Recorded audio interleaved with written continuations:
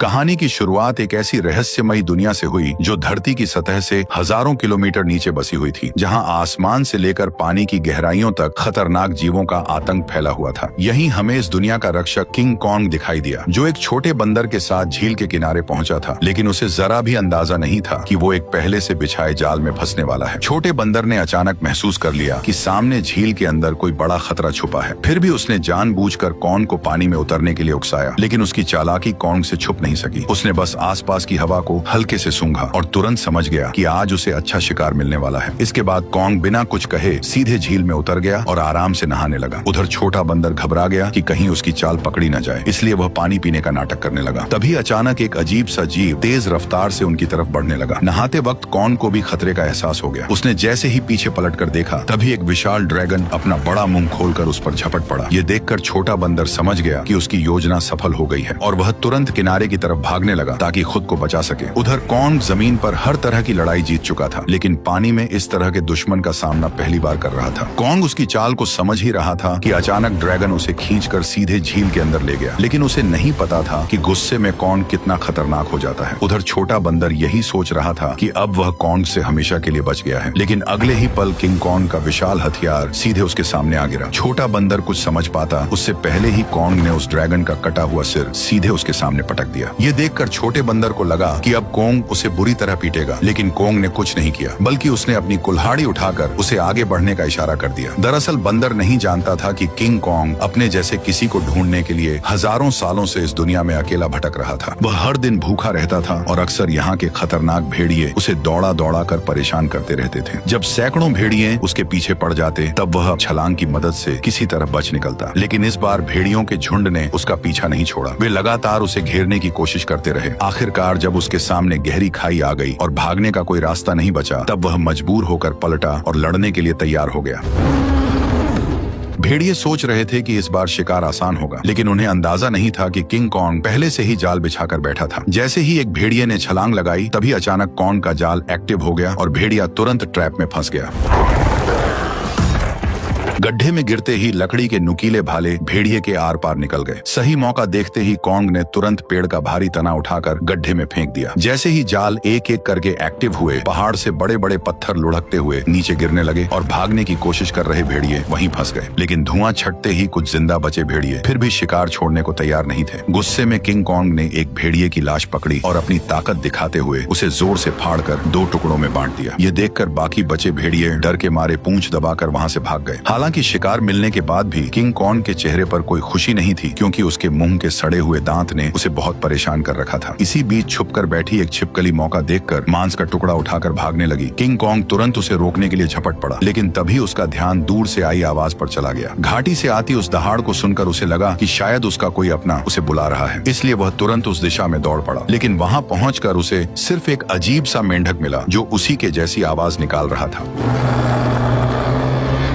सालों तक भटकने के बाद भी वह अकेला था और यही खालीपन उसे भीतर से तोड़ रहा था। आखिरकार दांत की तकलीफ ने उसे इंसानों से मदद मांगने पर मजबूर कर दिया। वह ना चाहते हुए भी इंसानी दुनिया में दाखिल हो गया। वहां पहुंचते ही किंग कॉन्ग पहाड़ी पर गिर पड़ा और मदद का इंतजार करने लगा। तभी किस्मत से वैज्ञानिकों की नजर उस पर पड़ गई, लेकिन घबराहट में इंसानों ने सुरक्षा के लिए उसे भारी मात्रा में एनेस्थीसिया दे दिया, जिससे वह वहीं बेहोश हो गया। इसके बाद उन्होंने शहर के सबसे मशहूर डेंटिस्ट को बुलाया। डेंटिस्ट ने बिना एक पल गवाए उस सड़े हुए दांत को उखाड़ने के लिए मजबूत स्टील के तार को कसकर बांध दिया। इतने में ही कॉन्ग ने मुंह से सड़ी हुई बदबू छोड़ दी। सारी तैयारी पूरी होने के बाद जैसे ही स्पेसक्राफ्ट ने अचानक ऊपर उड़ान भरी, तभी एक झटके के साथ किंग कॉन्ग का विशाल दांत बाहर निकल आया। जब किंग कॉन्ग होश में आया तो उसने देखा कि उसका पुराना दांत अब एक मजबूत टाइटेनियम के दांत में बदल दिया गया है। इस नए दांत के साथ उसके अंदर जबरदस्त ताकत आ गई, जिससे उसे लगा कि अब वह किसी को भी हरा सकता है। लेकिन तभी लैब में अचानक किंग कॉन्ग की दुनिया से एक इमरजेंसी सिग्नल आया, जिसने सबको चौंका दिया। इस सिग्नल की सच्चाई जानने के लिए वैज्ञानिकों ने तुरंत एक रेस्क्यू टीम तैयार की और मिशन शुरू किया। उन्होंने किंग कॉन्ग के साथ उस पोर्टल में छलांग लगा दी जो सीधे कॉन्ग की दुनिया में जाता था। जैसे ही वे आगे बढ़े, उनका स्पेसक्राफ्ट तेज रफ्तार से नीचे की ओर खींचने लगा और कुछ ही पलों में वे उस रहस्यमयी दुनिया में दाखिल हो गए। घर पहुंचते ही कॉन्ग ने देखा कि उसका खाना चोरी हो चुका है। उसने तुरंत अपनी कुल्हाड़ी उठाई और सीधे चट्टान के ऊपर पहुंच गया। वहां उसने देखा कि गहरी दरार के अंदर से हल्की नीली रोशनी निकल रही थी, जिसने उसका ध्यान खींच लिया। सच जानने के लिए उसने बिना सोचे सीधे उस गहराई में छलांग लगा दी।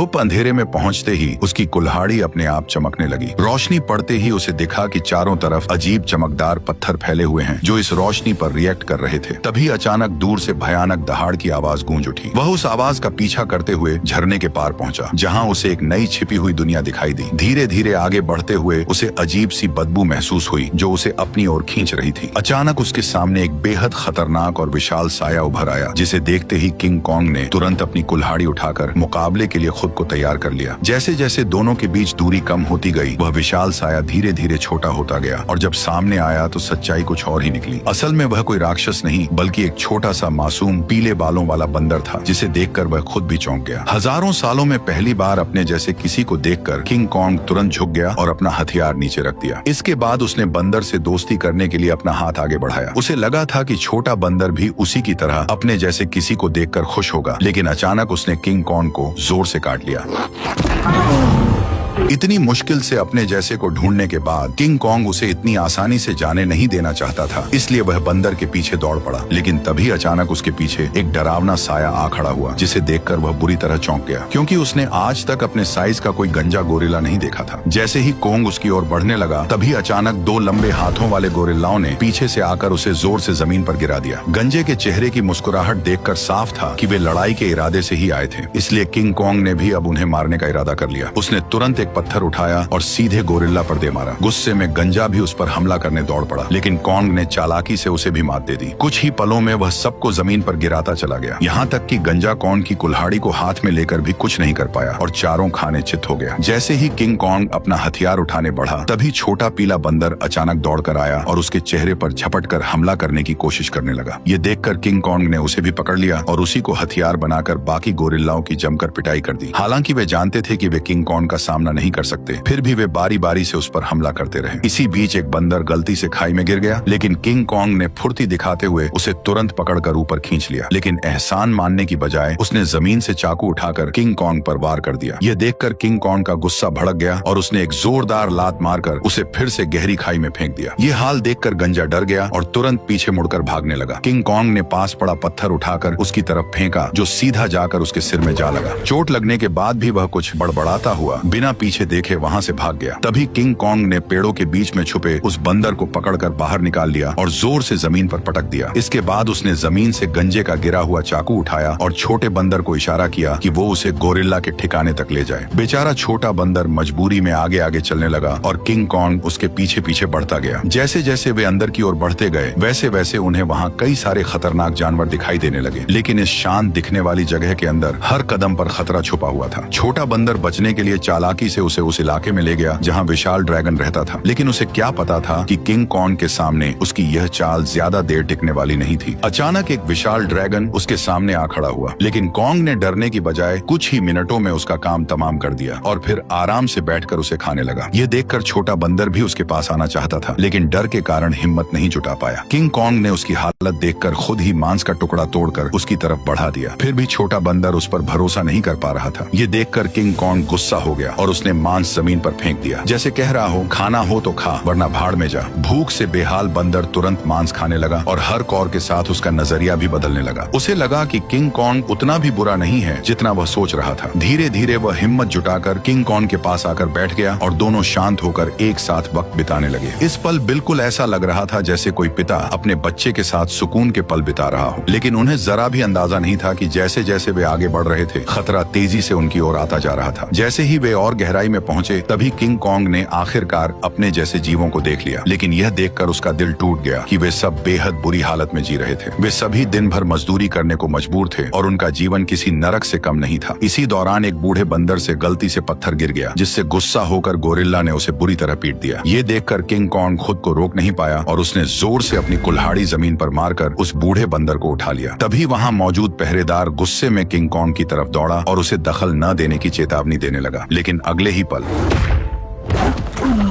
किंग कॉन्ग की हिम्मत ने बाकी बंदरों में उम्मीद जगा दी, लेकिन उसी वक्त भागा हुआ गंजा ये सब देख रहा था। उसने तुरंत जाकर यहाँ के राजा स्कार किंग को सब कुछ बता दिया। गोरिल्ला की बातें सुनते ही स्कार किंग का गुस्सा फूट पड़ा। जैसे ही वो अपने सिंहासन से उठा, रास्ते में आने वाले सभी बंदर उसके सामने झुकते चले गए, लेकिन किंग कॉन्ग बिना डरे वहीं खड़ा रहा। स्कार किंग ने ध्यान से उसे देखा और कॉन्ग के मुंह में लगे स्टील के दांत को देखकर वो हंस पड़ा, लेकिन अगले ही पल उसने अपना गुस्सा निकालने के लिए एक बंदर को लात मारकर धधकते लावा में फेंक दिया। ये देखकर किंग कॉन्ग का गुस्सा अपने चरम पर पहुंच गया। अपनी ताकत दिखाने के लिए स्कार किंग ने अपने कंधे से हथियार निकाला और किंग कॉन्ग को सबक सिखाने के लिए खुद को तैयार कर लिया। किंग कॉन्ग ने भी तुरंत अपनी कुल्हाड़ी उठा ली और दोनों के बीच भयंकर लड़ाई शुरू हो गई। लंबे हथियार का फायदा उठाते हुए उसने अचानक हमला कर दिया और किंग कॉन्ग एक पल के लिए भी संभल नहीं पाया। स्कार किंग ने हथियार पर लगे क्रिस्टल की मदद से कॉन्ग पर कई सारे वार कर दिए। गुस्से में आकर कॉन्ग उस पर टूट पड़ा। ताकत के मामले में वह किंग कॉन्ग के सामने टिक नहीं सकता था, इसलिए वो कॉन्ग से दूरी बनाकर लगातार वार करने लगा और किंग कॉन्ग धीरे धीरे पीछे हटने पर मजबूर हो गया। इसी बीच किंग कॉन्ग की कुल्हाड़ी भी उसके हाथ से छूटकर जमीन पर गिर गई। मौका पाकर उसने अपने हथियार से किंग कॉन्ग का गला जकड़ लिया और उसे काबू में करने की कोशिश करने लगा। स्कार किंग को लगा कि अब उसने लड़ाई जीत ली है, लेकिन किंग कॉन्ग ने पूरी ताकत लगाकर उसे उठाया और जोर से जमीन पर पटक दिया।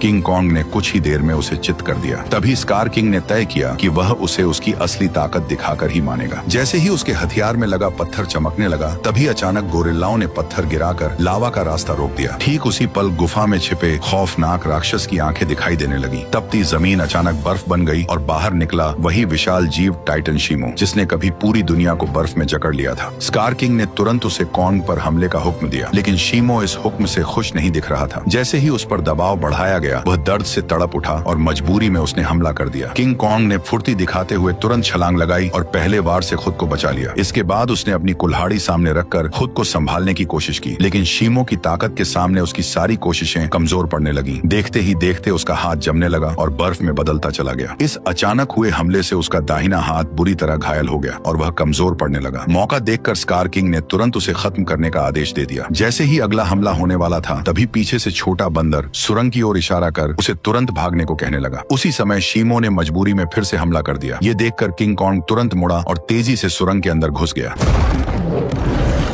लेकिन अभी भी उसके पीछे सैकड़ों खतरनाक बंदर लगे हुए थे। अच्छी बात यह थी कि सालों से यहाँ रहने के कारण कोंग ने जंगल में कई जाल बिछा रखे थे, लेकिन उन बंदरों की गिनती इतनी ज्यादा थी कि घायल कोंग को उन्होंने जल्दी ही एक बंद रास्ते में घेर लिया। अब उसके पास सिर्फ यही आखिरी जाल बचा था जिस पर वह भरोसा कर सकता था। लेकिन जो बंदर रास्ते भर जाल में फंसते आए थे, इस बार अचानक सतर्क हो गए। उन्होंने तुरंत जमीन पर पड़ी उस बेल को देख लिया जो जाल को एक्टिव करने के लिए थी। जब कोंग ने देखा कि उसका प्लान फेल हो चुका है, तब उसे लगा कि अब उसका अंत करीब है। ठीक उसी पल पहाड़ी के ऊपर लगा जाल अचानक एक्टिव हो गया और सैकड़ों टन भारी पत्थर सीधे उन पर गिर पड़े, जिससे वहां मौजूद सारे बंदर उन पत्थरों के नीचे दब गए। तभी कोंग ने देखा कि जाल को एक्टिव करने वाला कोई और नहीं बल्कि वही बंदर था।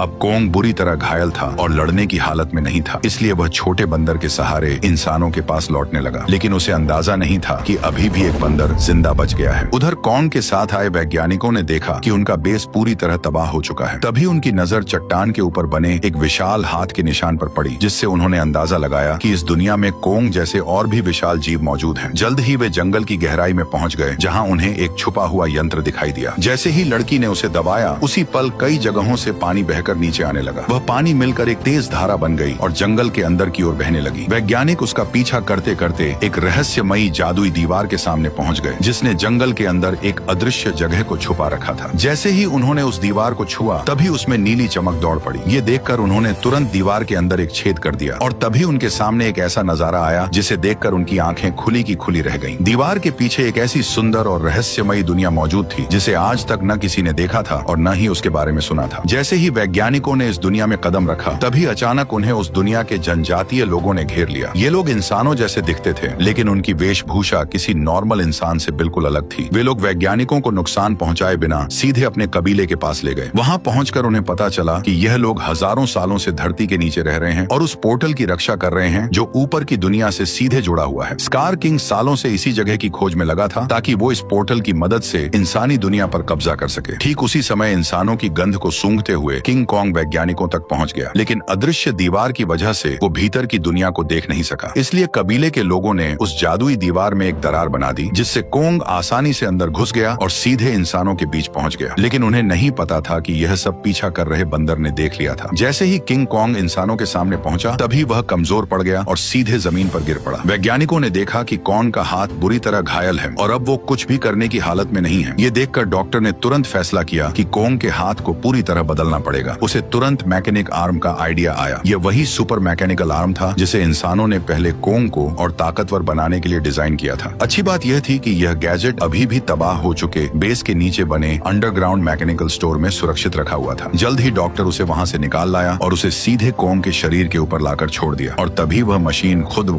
कॉन्ग के जख्मी हिस्से को पहचान कर जुड़ने लगी। जैसे ही उस हाथ के अंदर की खास दवा कॉन्ग के शरीर में पहुंची, तो बेहोश कॉन्ग को जैसे नई ताकत महसूस होने लगी। उसके चेहरे की खुशी साफ बता रही थी कि वह इस नए हथियार से काफी खुश था। लेकिन तभी अचानक छोटा बंदर जंगल के अंदर से भागता हुआ वहां आ पहुंचा। उसने कॉन्ग को बताया कि स्कार किंग पोर्टल की जगह का पता लगा चुका है और वह शीमो के साथ मिलकर कबीले पर हमला करने वाला है। अकेला कॉन्ग स्कार किंग और शीमो का सामना नहीं कर सकता था, इसलिए उसके पास सिर्फ एक ही रास्ता बचा था, इंसानों की दुनिया में जाकर कई सालों से सो रहे गॉडजिला को जगा देना। लेकिन उसे बिल्कुल अंदाजा नहीं था कि जिसे वह अपनी मदद के लिए बुलाने जा रहा है, वही गॉडजिला उसके लिए सबसे बड़ा खतरा साबित होने वाला है। अचानक पिरामिड के आसपास की जमीन तेजी से हिलने लगी और नीचे से एक मैकेनिकल हाथ बाहर निकल आया। यही वह जगह थी जो धरती तक पहुंचने का पोर्टल खोलती थी। जल्द ही कॉन्ग पोर्टल से बाहर निकल आया। कॉन्ग की आहट महसूस होते ही गॉडजिला अचानक नींद से जाग गया और बिना एक पल गवाए सीधे उसकी तरफ बढ़ने लगा। जैसे ही वो कॉन्ग के सामने पहुंचा, तब गॉडजिला को लगा कि कॉन्ग उसे चुनौती देने आया है, इसलिए वो बिना एक पल गवाए पूरी रफ्तार से उस पर टूट पड़ा। उसकी आंखों में भरा गुस्सा साफ बता रहा था कि वह कॉन्ग को जिंदा छोड़ने वाला नहीं है। तेजी से अपनी ओर बढ़ते गॉडजिला को देखकर कॉन्ग ने हाथ उठाकर उसे समझाने की कोशिश की, पर गॉडजिला अब किसी भी बात को सुनने वाला नहीं था। उसने सीधे टक्कर मारकर कॉन्ग को सैकड़ों मीटर दूर फेंक दिया।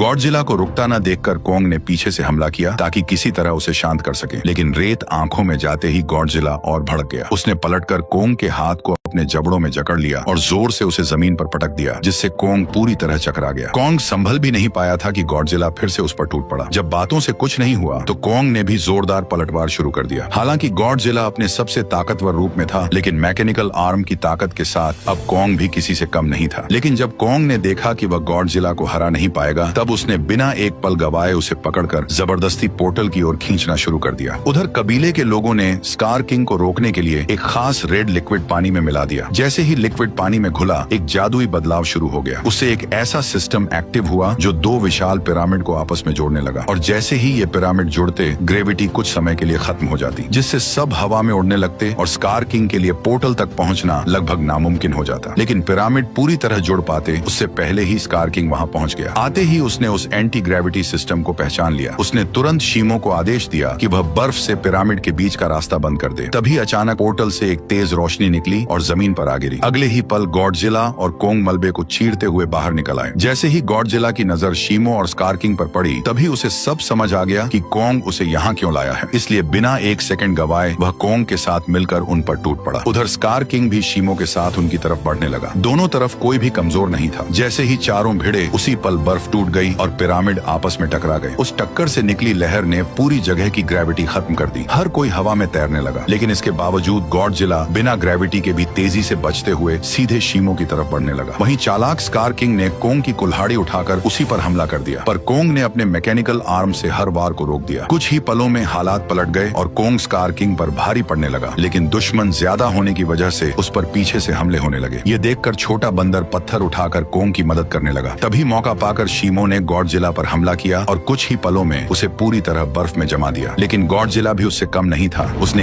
एक ही झटके में बर्फ तोड़ दी। उसी समय एंटी ग्रेविटी सिस्टम बंद हो गया और दोबारा ग्रेविटी लौट आई। मौका मिलते ही स्कार किंग कॉन्ग की पकड़ से निकलकर सीधे पोर्टल में कूद पड़ा। उसे रोकने के लिए गॉडजिला और कॉन्ग भी उसके पीछे कूद पड़े, लेकिन इस अफरा तफरी में कॉन्ग की कुल्हाड़ी वहीं छूट गई। दूसरी तरफ इंसानों को अंदाजा भी नहीं था कि कितना बड़ा खतरा आने वाला है। अचानक समुद्र की लहरें जमकर बर्फ के पहाड़ में बदल गईं। अगले ही पल स्कार किंग शीमो के साथ धरती पर पहुंच गया। खुले आसमान की रोशनी पाकर उसने नीचे मौजूद इंसानों को देखकर जोरदार दहाड़ लगा दी।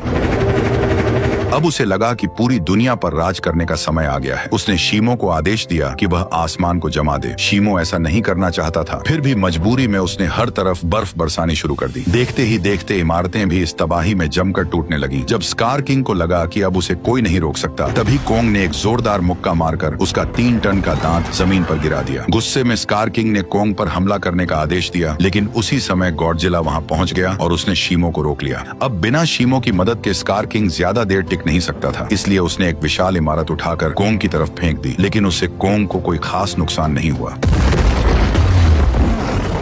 तभी अचानक शीमो पीछे से आकर कोंग के मैकेनिकल आर्म पर झपट पड़ा। शीमो ने फिर से कोंग का हाथ जमाना शुरू कर दिया। ये देखकर स्कार किंग को लगा कि अब उसकी जीत पक्की है, लेकिन उसने पीछे खड़े गुस्से से भरे गॉडजिला को नजरअंदाज कर दिया। गॉडजिला ने तुरंत अपनी पूरी ताकत जगाई और उसका शरीर बैंगनी रोशनी से चमक उठा। अगले ही पल उसने सीधे स्कार किंग पर जोरदार हमला कर दिया, लेकिन स्कार किंग घबराकर किसी तरह बच निकला। उसने अपने हथियार से पलटवार करने की कोशिश की, लेकिन गॉडजिला ने उसे पकड़ लिया और एक ही झटके में 2 हिस्सों में तोड़कर अलग कर दिया, जिससे शीमो को कंट्रोल करने वाला क्रिस्टल नीचे गिर पड़ा। स्कार किंग उसे उठाने के लिए झपटा, लेकिन गॉडजिला ने उसे कोई मौका नहीं दिया। अब सब कुछ उस क्रिस्टल पर टिका था। जिसके हाथ में भी क्रिस्टल आता, वही इस लड़ाई को जीत पाता। उसी अहम पल में छोटे बंदर की नजर कोंग की छोड़ी हुई कुल्हाड़ी पर पड़ी। वह तुरंत छलांग लगाकर नीचे उतरा और कुल्हाड़ी उठाकर इंसानों की दुनिया में पहुंच गया। जैसे ही उसकी नजर जमीन पर पड़े उस क्रिस्टल पर पड़ी, तभी उसने बिना देर किए कुल्हाड़ी के एक वार से उसे चकनाचूर कर दिया। क्रिस्टल टूटते ही शीमो पूरी तरह आजाद हो गया। गुस्से में भरा स्कार किंग छोटे बंदर को पकड़कर मारने ही वाला था, लेकिन कोंग बीच में आकर उस पर टूट पड़ा और कुछ ही मुक्कों में स्कार किंग को चित कर दिया। अब बिना उस क्रिस्टल के स्कार किंग कमजोर पड़ चुका था। उधर आजाद हुआ शीमो गॉडजिला की तरफ देखने लगा, मानो किसी इशारे का इंतजार कर रहा हो। और फिर हजारों साल बाद उसने वही किया जो वह हमेशा से करना चाहता था। एक ही पल में उसने स्कार किंग को बर्फ की मूर्ति में बदल दिया। अगले ही पल कोंग ने उसे हवा में उछालकर पूरी ताकत से जमीन पर पटक दिया और उसके शरीर को वहीं चकनाचूर कर दिया। अब लड़ाई खत्म हो चुकी थी, लेकिन दुनिया को ठीक करना बाकी था। तभी गॉडजिला ने आसमान की ओर देखकर जबरदस्त ऊर्जा छोड़ी, जिससे काले बादल छट गए और सूरज की रोशनी धीरे धीरे धरती पर लौट आई। इसके बाद गॉडजिला अपने इलाके में लौट गया और फिर गहरी नींद में सो गया और कोंग अपने नए साथी के साथ धरती के भीतर वापस लौट गया, जहां वह अपने कबीले के साथ मिलकर एक नई शुरुआत करने लगा। वैसे मैंने अभी एक नया चैनल बनाया है जिस पर बहुत सारी शानदार वीडियोस आने वाली हैं। लिंक कमेंट में है, तो जाकर उसे भी सब्सक्राइब कर लो।